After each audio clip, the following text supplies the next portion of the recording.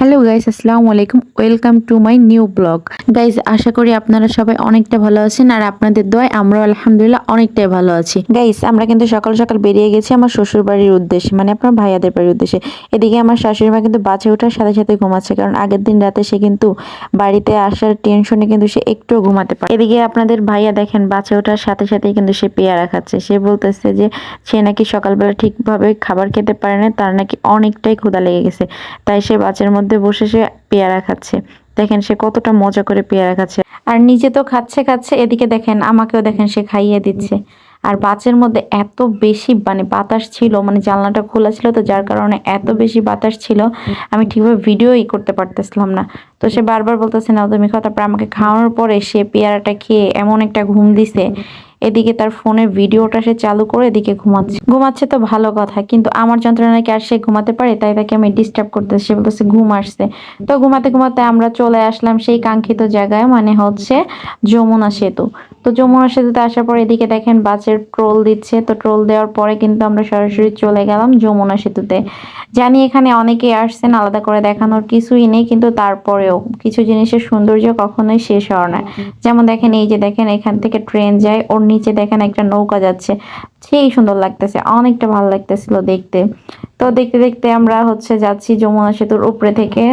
যমুনা সেতু পার হয়ে কিন্তু আমরা চলে আসছি, অলরেডি যমুনা সেতু পার হয়ে গেছি। এদিকে সেতু পার হওয়ার পরপরই কিন্তু আমি লিচু খাচ্ছি। লিচুগুলো আপনাদের ভাইয়া গাড়িতে ওঠার আগে আমাকে কিনে দিছিল, কারণ আমি লিচু খেতে অনেকটাই পছন্দ করি এবং আমি নিজে খাচ্ছি এবং তাকে দিচ্ছি লিচু খাওয়ার জন্য। তো আমি লিচুর ফ্লেভারের যে কোনো জিনিস অনেকটাই পছন্দ করি, যার কারণে হচ্ছে আপনাদের ভাই আমাকে বেশ কিছু লিচু কিনে দেয়। এদিকে দেখেন আমি একাই এক প্যাকেট লিচু খেয়ে শেষ করি।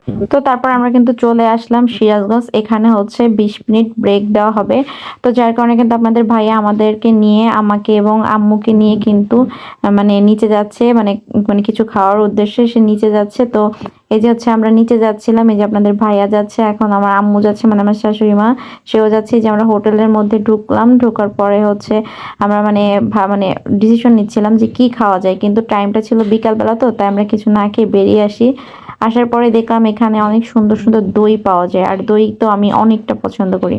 তো যার কারণে এখান থেকে তো দই নেওয়ার কথা বললাম, আপনাদের ভাইয়া বললো যে বড় দেখে একটা নাও, কিন্তু বাচ্চার মধ্যে তো নেওয়া সম্ভব, তাই আমি একটা কাপ দই নেই। তো নেওয়ার পর আপনাদের ভাই আবার বলতেছে যে হচ্ছে চলো যে ডিম খেয়ে আসি। তো এখানে আসলাম, একটা ছেলে খুব সুন্দর করে ডিম ছেলে দিচ্ছিল।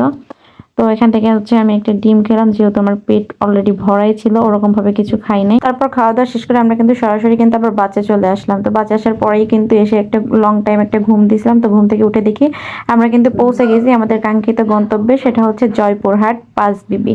আশা করি জায়গাটা সবাই চেনেন। তো এখানে আসার পরে আবার হচ্ছে আপনাদের ভাই একটা ভ্যান নিল, তো ভ্যানে উঠলাম। তো অনেকদিন পরে ভ্যানে ওঠার অনুভূতিটাই অন্যরকম। তো ভ্যানে উঠতে উঠতে মানে যাচ্ছিলাম তো পাঁচ বিবি রাস্তা দিয়ে। তো দেখলাম এখানে অনেক বড় বড় দুইটা মাছ।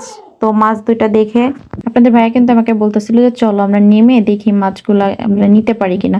তো আমি বললাম যে এতদিন পরে বাড়িতে আসছি, এত রাত করে মাছ দুটো নেওয়ার দরকার নেই। তো আমরা হচ্ছে ভ্যানে করে যাচ্ছিলাম। তো যেতে যেতে দেখেন এদিকে একটা হচ্ছে আবার ব্রিজ ছিল, যেটার উপরে থেকে নাকি মানুষ সহ ভ্যান যেতে পারে না। তো যার কারণে আমরা দুজনে নেমে দুজনে হচ্ছে হেঁটে হেঁটে যাচ্ছি।